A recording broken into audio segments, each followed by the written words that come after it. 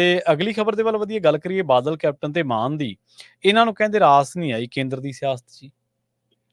ਰਾਸ ਨਹੀਂ ਆਈ ਜਾਂ ਰਸਣਾ ਨਹੀਂ ਚਾਹਿਆ ਇਹਨਾਂ ਨੇ ਇੱਥੇ ਗੁਰਵੀਰ ਜੀ, ਇਹ ਵੀ ਗੱਲ ਹੈ, ਬਿਲਕੁਲ। ਲੋਕਾਂ ਨੇ ਤਾਂ ਜਿਤਾ ਕੇ ਭੇਜਦੇ ਹੀ ਰਹੇ ਨੇ। ਹੂੰ ਪ੍ਰਕਾਸ਼ ਸਿੰਘ ਬਾਦਲ ਬਕਾਇਦਾ ਤੌਰ ਤੇ ਮਤਲਬ 1970 ਚ ਫਰੀਦਕੋਟ ਤੋਂ ਸ਼੍ਰੋਮਣੀ ਅਕਾਲੀ ਦਲ ਦੇ ਮੈਂਬਰ ਪਾਰਲੀਮੈਂਟ ਬਣ ਕੇ ਗਏ। ਹਾਂਜੀ ਹਾਂਜੀ। ਤੇ ਜਾ ਕੇ ਉੱਥੇ ਕੇਂਦਰ ਦੇ ਵਿੱਚ ਖੇਤੀਬਾੜੀ ਮੰਤਰੀ ਵੀ ਬਣੇ, ਪਰ ਵਾਪਸ ਪਰਤੇ। ਹਾਂਜੀ, ਉਹ ਤੋਂ ਪਹਿਲਾਂ ਇੱਕ ਵਾਰ ਠੀਕ ਹੈ 1957 ਚ ਮਤਲਬ ਐਮਐਲਏ ਬਣੇ ਸੀ ਤੇ 1970 ਚ ਮੁੱਖ ਮੰਤਰੀ ਬਣ ਲਏ ਸੀ, ਪਰ ਫਿਰ ਉਹ ਤੋਂ ਬਾਅਦ ਵਾਪਸ ਆ ਕੇ ਫਿਰ ਮੁੱਖ ਮੰਤਰੀ ਬਣੇ।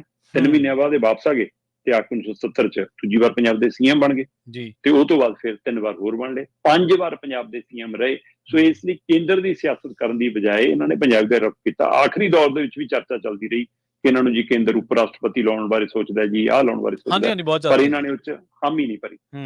ਸੋ ਇਸੇ ਕਤਾਰ 'ਚ ਅਮਰਿੰਦਰ ਸਿੰਘ ਵੀ ਨਜ਼ਰ ਆਉਂਦੇ ਨੇ। ਅਮਰਿੰਦਰ ਸਿੰਘ 1980 ਚ ਪਹਿਲੀ ਵਾਰ ਮੈਂਬਰ ਪਾਰਲੀਮੈਂਟ ਬਣ ਗਏ ਸੀ, ਠੀਕ ਹੈ। 84 ਚ ਆਪਰੇਸ਼ਨ ਬਲੂ ਸਟਾਰ ਦੇ ਹਵਾਲੇ ਨਾਲ ਉਸ ਸਪੀਡ ਨੂੰ ਦੇਖਦੇ ਹੋਏ ਇਹਨਾਂ ਨੇ ਅਸਤੀਫਾ ਦਿੱਤਾ, ਪਰ ਕਾਂਗਰਸ ਤੋਂ ਮੋਹ ਭੰਗ ਨਹੀਂ ਹੋਇਆ। ਵਾਪਸ ਫਿਰ ਕਾਂਗਰਸ ਦੇ ਕੰਨੀ ਨੂੰ ਗਏ, ਕਿਉਂਕਿ ਅਹੁਦੇ ਉੱਥੇ ਮਿਲਦੇ ਸੀ, ਪ੍ਰਧਾਨਗੀ ਮਿਲ ਗਈ, ਮੁੱਖ ਮੰਤਰੀ ਦਾ ਚਿਹਰਾ ਬਣ ਗਏ, ਮੁੱਖ ਮੰਤਰੀ ਬਣ ਗਏ ਪੰਜਾਬ ਦੇ। ਪਰ ਇੱਕ ਵਾਰ ਫਿਰ ਐਮਪੀ ਚੋਣਾਂ 'ਚ ਝੋਂਕ ਦਿੱਤੇ ਗਏ। ਆਪਣੇ ਵੱਲੋਂ ਤਾਂ ਉਸ ਸਮੇਂ ਮੰਨੇ ਜਾ ਰਹੇ ਸੀ ਕਿ ਕੈਪਟਨ ਦਾ ਕਾਰਜਕਾਲ ਖਤਮ ਕਰਨ ਦੇ ਹਵਾਲੇ ਨਾਲ ਇਹਨੂੰ ਧੱਕਿਆ ਗਿਆ, ਪਰ ਉੱਥੋਂ ਹੀਰੋ ਬਣ ਕੇ ਨਿਕਲ ਆਏ ਅਗਲੇ।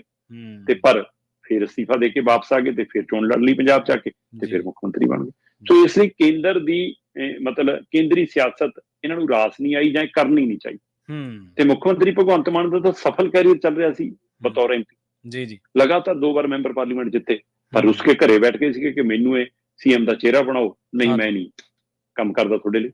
ਸੋ ਕੇਜਰੀਵਾਲ ਨੂੰ ਕਿੰਨੇ ਘਰ ਲੱਭ ਕੇ, ਕਦੇ ਬਲਬੀਰ ਸਿੰਘ ਸਿੰਚਿਆਲ ਤੇ ਕਦੇ ਬਲਬੀਰ ਸਿੰਘ ਰਾਜੇਵਾਲ, ਤੇ ਕਦੇ ਫੌਜ ਮੁਖੀ, ਕਦੇ ਪ੍ਰਗਟ ਸਿੰਘ, ਕਦੇ ਸਿੱਧੂ, ਕਿੰਨਿਆਂ ਦੇ ਨਾਮਾਂ ਦੀ ਚਰਚਾ ਚੱਲੀ ਪੰਜਾਬ 'ਚ। ਬਿਲਕੁਲ ਬਿਲਕੁਲ। ਤੇ ਪਰ ਆਖਰ ਗੁਣੂਆ ਭਗਵੰਤ ਮਾਨ ਤੇ ਬੈਠਿਆ ਤੇ ਭਗਵੰਤ ਮਾਨ ਨੇ ਮੈਂਬਰ ਪਾਰਲੀਮੈਂਟ ਛੱਡ ਕੇ ਚੋਣ ਲੜੀ। ਹਾਂਜੀ ਹਾਂਜੀ। ਤੇ 92 ਐਮਐਲਏ ਨਾਲ ਮੁੱਖ ਮੰਤਰੀ ਬਣ ਗਏ। ਸੋ ਇਸੇ ਤਰ੍ਹਾਂ ਦਰਬਾਰਾ ਸਿੰਘ ਵੀ ਨੇ, ਦਰਬਾਰਾ ਸਿੰਘ ਵੀ ਐਮਪੀ ਬਣ ਕੇ ਗਏ ਸੀ, ਪਰ ਮੁੱਖ ਮੰਤਰੀ ਬਣ ਕੇ ਪਰਤੇ।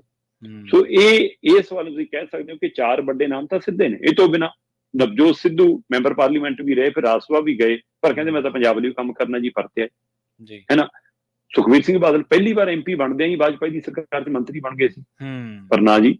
ਸੁਨੀਲ ਜਾਖੜ ਵੀ, ਪ੍ਰਤਾਪ ਬਾਜਵਾ ਵੀ ਦਿੱਲੀ ਤੱਕ ਜਾ ਕੇ ਆਏ ਨੇ, ਹੈ ਨਾ। ਸ਼ਮਸ਼ੇਰ ਸਿੰਘ ਦੁੱਲੋ ਹੋਣੀ ਵੀ, ਪਰ ਇਹ ਫਿਰ ਪੰਜਾਬ ਨੂੰ ਹੀ ਮੁੜਦੇ ਨੇ ਫਟਾਫਟ, ਕਿ ਕਿਸੇ ਤਰ੍ਹਾਂ ਪੰਜਾਬ ਦੀ। ਪਰ ਆਹ 4 ਨਾਮ ਤਾਂ ਦਰਬਾਰਾ ਸਿੰਘ, ਪ੍ਰਕਾਸ਼ ਸਿੰਘ ਬਾਦਲ, ਕੈਪਟਨ ਅਮਰਿੰਦਰ ਤੇ ਭਗਵੰਤ ਮਾਨ ਹੋਰੀ, ਜਿਹੜੇ ਉੱਥੇ ਸਫਲ ਮੈਂਬਰ ਪਾਰਲੀਮੈਂਟ ਵਜੋਂ ਵੀ ਵਿਚਰ ਕੇ ਆਏ ਸੀ, ਉਹਨਾਂ ਨੂੰ ਪੰਜਾਬ ਨੂੰ ਹੀ ਚੁਣਿਆ ਤੇ ਪੰਜਾਬ ਨੇ ਉਹਨਾਂ ਨੂੰ ਮੁੱਖ ਮੰਤਰੀ ਤੱਕ ਦਾ ਅਹੁਦਾ ਦਿੱਤਾ। ਇਸ ਲਈ ਇਹਨਾਂ ਨੂੰ ਕੇਂਦਰੀ ਸਿਆਸਤ ਨਾਲੋਂ ਸੂਬਾਈ ਸਿਆਸਤ ਜ਼ਿਆਦਾ ਰਾਸ ਆਈ ਹੈ, ਤੇ ਉਹ ਰਾਸਪਣਾ ਆਪਾਂ ਹੁਣ ਵੀ ਦੇਖ ਰਹੇ ਹਾਂ। ਜੀ ਜੀ।